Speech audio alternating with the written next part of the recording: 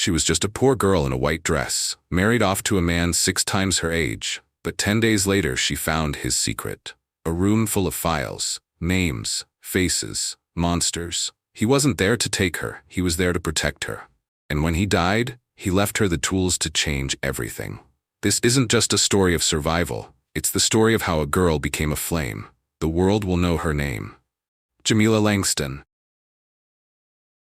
The sky over Rosewood Township burned with a tired orange glow as the sun climbed past the treetops. The air was heavy, unmoving.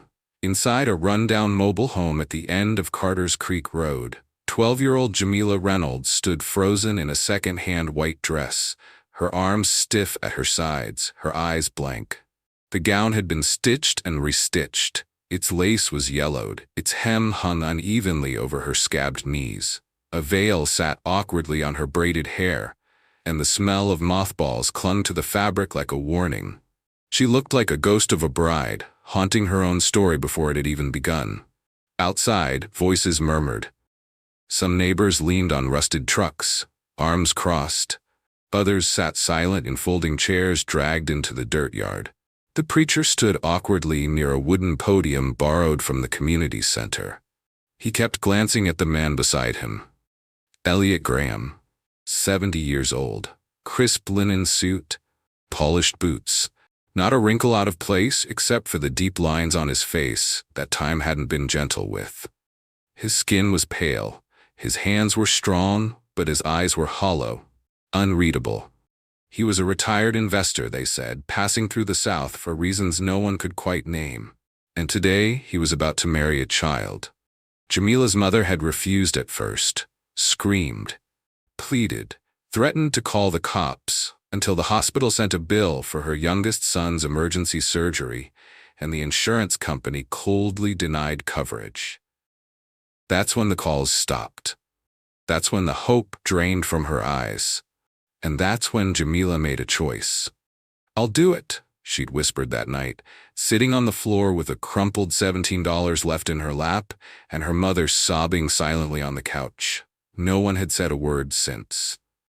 Now, as the preacher lifted his Bible, Jamila stepped outside, barefoot, into the heat.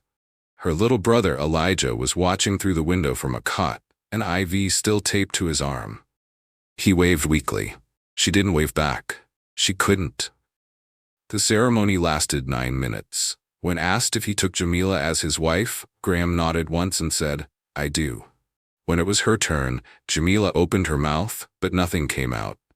The preacher didn't press.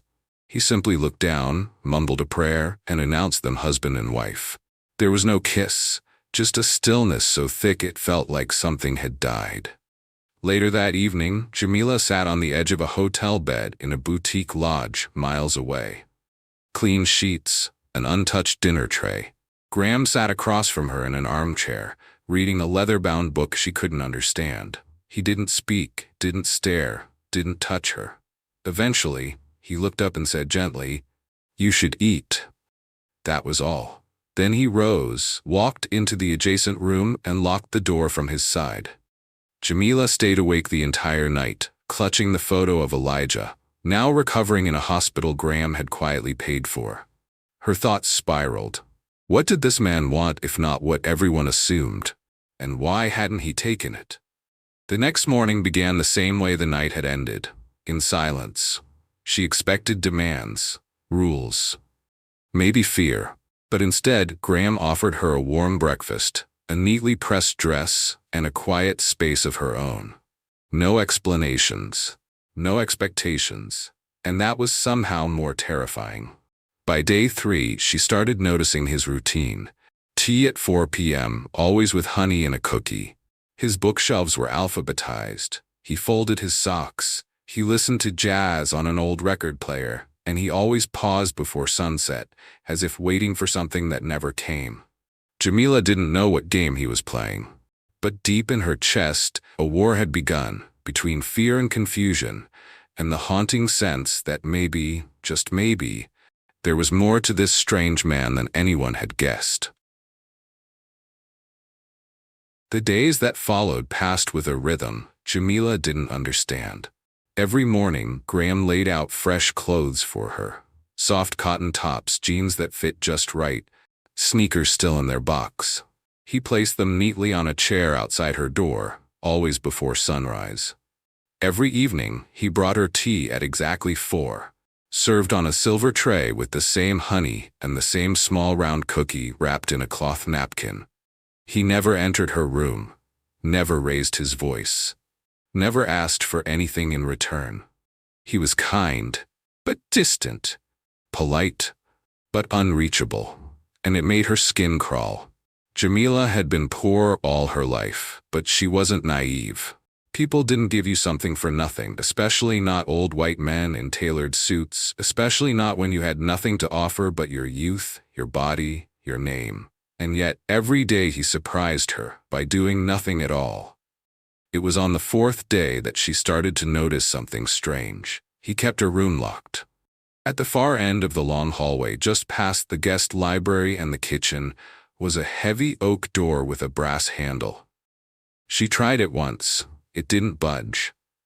When she asked about it, Graham barely glanced up from his book and said, "Some doors aren't ready to open yet."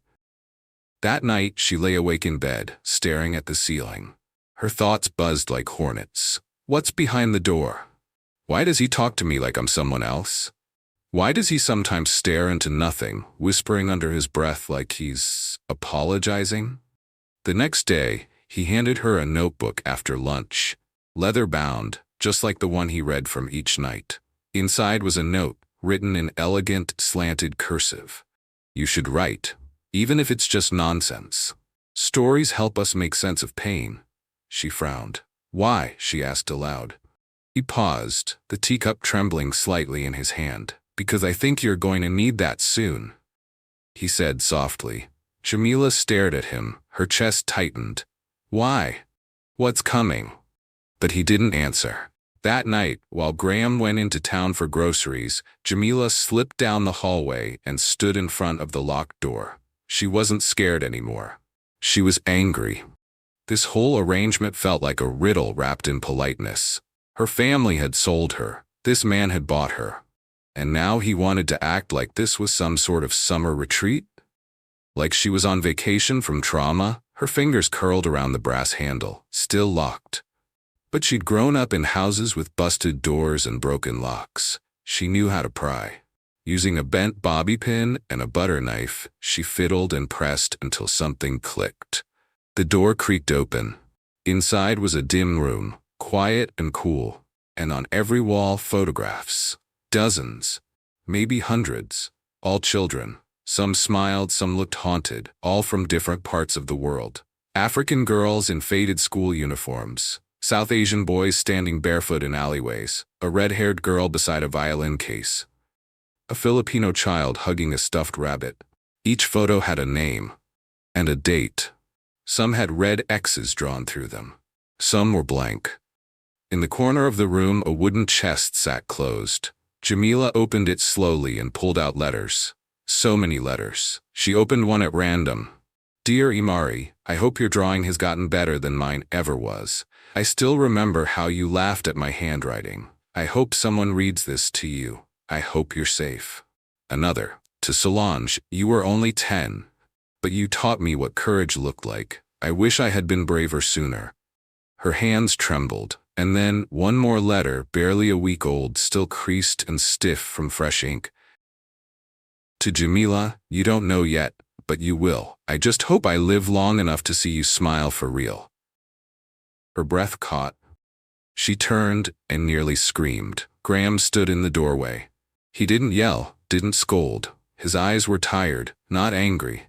"I suppose it's time you knew," he said, stepping inside. Jamila stood in the center of the secret room, the letter still clutched to her chest. She couldn't look at Graham. She didn't want to. Not yet.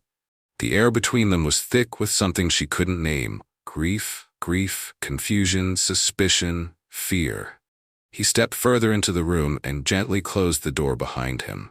"I didn't mean for you to find this like this," he said, voice low, almost regretful. Her eyes narrowed. "Why is my name on this letter?" she asked. Why did you write a goodbye to me before I even read it?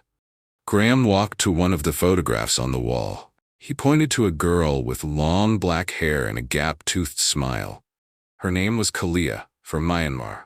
Her uncle tried to sell her into a factory when she was 9. He looked at another photo. Abena, Ghana, lost both parents in a flood. I paid for her to go to nursing school. She made it all the way to graduation, then died from an untreated infection. A stupid, simple thing. Jamila's hands began to shake. You saved all of them? She asked. He shook his head. Not all, just as many as I could. He sat in the nearest chair, a sigh escaping him like it had been building for years.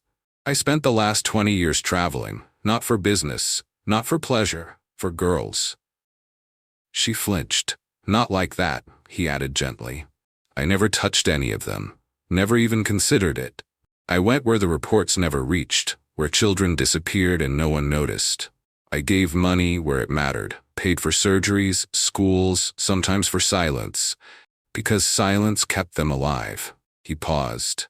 But I didn't always make it in time. Jamila's throat felt tight. She took a step forward.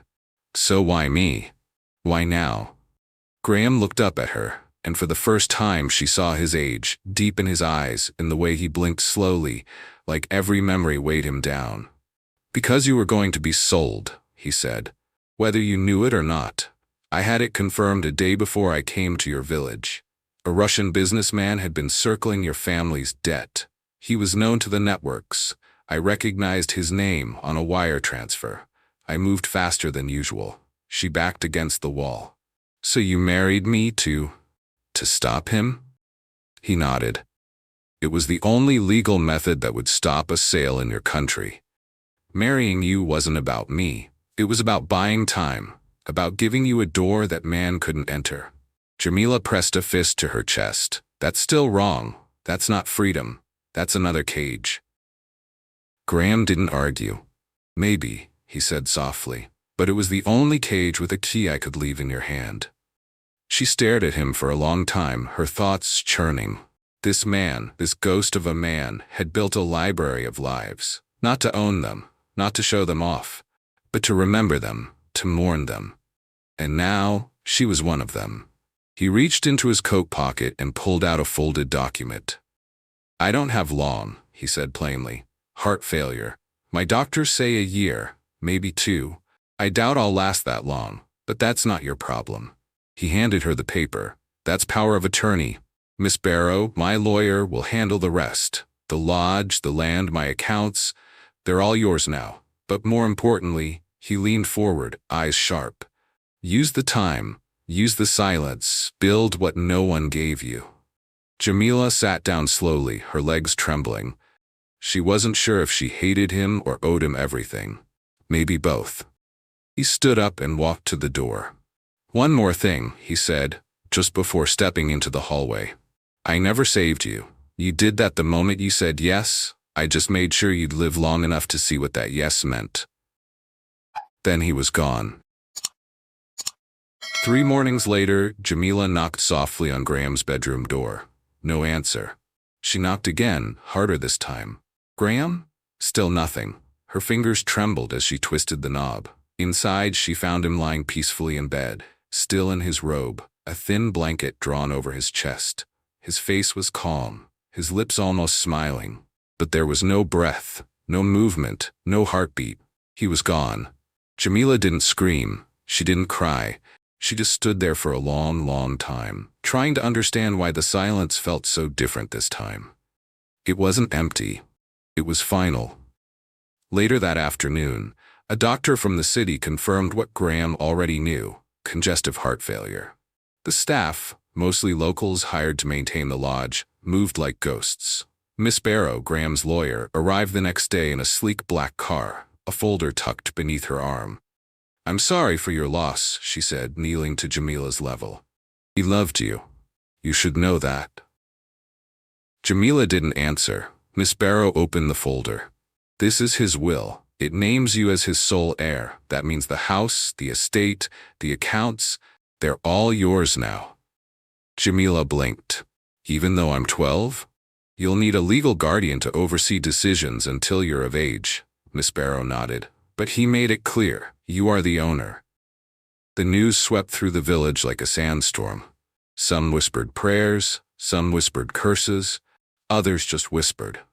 The witch girl who seduced an old man. She hexed him. He gave her everything? It's a trick. She's cursed. Jamila heard it all, and she said nothing. No tears, no tantrums, just quiet, like Graham used to be. She ate soup alone in the library, read the same books he once read, stared at his empty chair by the fireplace until the shadows reached for her feet. But she wasn't broken. She was waiting. On the third day, Miss Barrow returned with a second set of documents. There's more, she said. He left instructions, not for himself, but for you. He asked that you read these when you're ready. Jamila opened the folder and found a bank statement, a deed, and a handwritten note. Don't waste it. 3 words. That was all. But for Jamila, it was enough. That evening, she made her first decision. She pulled Graham's ledgers from the study and sat for hours, reading through names, charities, receipts, and maps. She found numbers and names scribbled in the margins, notes about water filtration systems, clinic budgets, school renovations, and then she called Miss Barrow back in. I want to reopen the clinic, she said, the one that turned us away when my brother was sick. Miss Barrow blinked. You want to fund it? Yes, fully. And the school. Build a new one, not with cement scraps, real walls, real books. The lawyer hesitated, then smiled. He would have liked that. Jamila looked out the window where children played in the dirt with bottle caps and broken sticks. They deserve more than dirt and luck. And what about you? Miss Barrow asked softly. Jamila turned. I'll stay, for now. This house is mine. I have things to finish. The gossip didn't stop. If anything, it got louder. She was called greedy, unholy, a puppet for foreigners. Even her own mother, unable to understand what had happened, accused her of betrayal. You're not my daughter anymore, she said in the market one morning, loud enough for everyone to hear. Jamila didn't flinch. She simply paid for the stranger's medicine next in line, because that's what Graham would have done. And soon, the tide began to shift. Villagers noticed fresh paint on the school walls. The clinic reopened with supplies and new staff. Orphan girls were seen walking in and out of the lodge carrying notebooks, reading in the shade, sleeping without fear. No one knew where they had come from. No one dared ask. By her 13th birthday, Jamila had done what most adults never could. She had changed a village not with noise, but with will. She didn't call herself a leader, but that's what she became. And one day, as she walked alone to the cemetery, she brought a photo with her, Graham's favorite. A young girl under a blossom tree, smiling like the sun. She placed it beside his grave and whispered, "You weren't my husband. You weren't even my father." She knelt, hands in her lap, eyes dry but fierce. "You were my lighthouse." The wind moved softly through the trees. One rainy afternoon, weeks after the whispers had begun to fade and the village had grown used to seeing Jamila in Graham's old study with a pen in her hand and the world at her fingertips, she found something unexpected. It was hidden deep within a worn leather book in the lodge's library, a thick history tome Graham had bookmarked several times. Inside, tucked behind a map of colonial railroads, was an envelope. On the front, it simply read, "If they come for you, don't be afraid." Jamila sat still for a long time, her fingers hesitating over the seal. Then slowly, carefully, she opened it. Inside was a list, typed, dated, numbered, dozens of names. Men from various countries, politicians, diplomats, military officials, religious leaders, wealthy industrialists. Some names had addresses beside them. Others had symbols, coded markings Jamila didn't yet understand. But she knew what she was looking at. These were predators, traffickers, child marriage brokers, government collaborators, men who had turned blind eyes or signed off on marriage certificates that sold girls like fruit in the market. And at the bottom, in Graham's unmistakably shaky handwriting, was one final line. Use your voice, Jamila. Burn the dark. They can't kill light when it knows who it is. Her hands trembled. It wasn't just a goodbye. It was a call to arms. That night she didn't sleep. She read the names again, then again. Then opened Graham's ledgers and began to cross-reference everything. She found matching dates, bank transfers, cryptic messages. It was all there. He hadn't just been rescuing girls. He'd been documenting the monsters. She reached out to Miss Barrow. "This can't stay buried," Jamila said, her voice low but sure. "I want to make it public." Miss Barrow blinked. This could be dangerous. You'd be exposing people with serious power. Some of them will come after you." Jamila folded the paper slowly. "Then let them. I won't run." With the help of Graham's old contacts, activists, lawyers, and donors who had once quietly funded his missions, Jamila launched the Langston Report, a digital archive, a detailed, terrifying dossier of everything Graham had gathered in 20 years of silent resistance. Names, photos, dates, testimonies. Her voice was the face of it, but the movement was built on the truth Graham had died protecting. Within weeks, small publications picked it up. Then international human rights groups. Then the BBC. Then CNN. By her 14th birthday, Jamila Langston had testified via satellite to the United Nations. By 15, she had met with ministers in 3 African nations to push legislation outlawing all child marriage under the age of 16, enforceable through international penalties.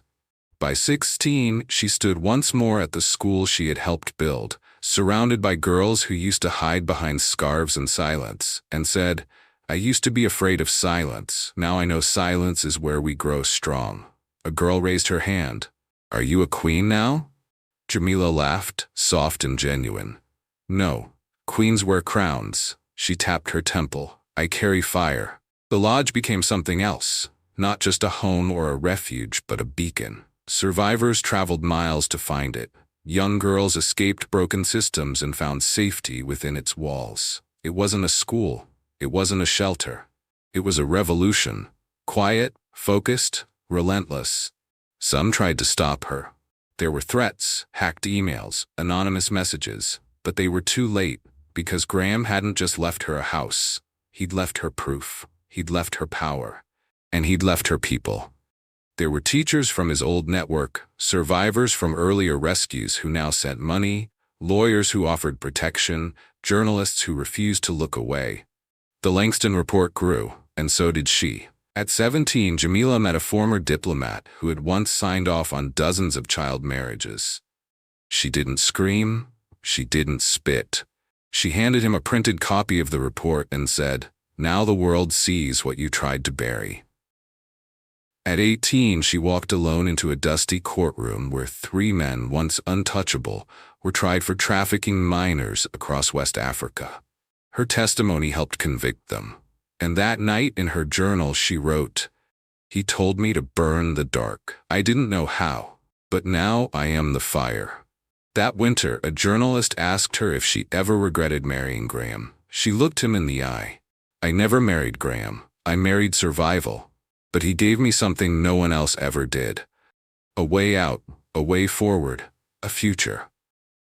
On the 5th anniversary of his passing, she returned to his grave. The village had changed, fewer whispers, more nods, more respect. She placed a photo frame beside the stone, Elliot Graham Langston, beside a blossom tree, smiling like a man who had finally found peace.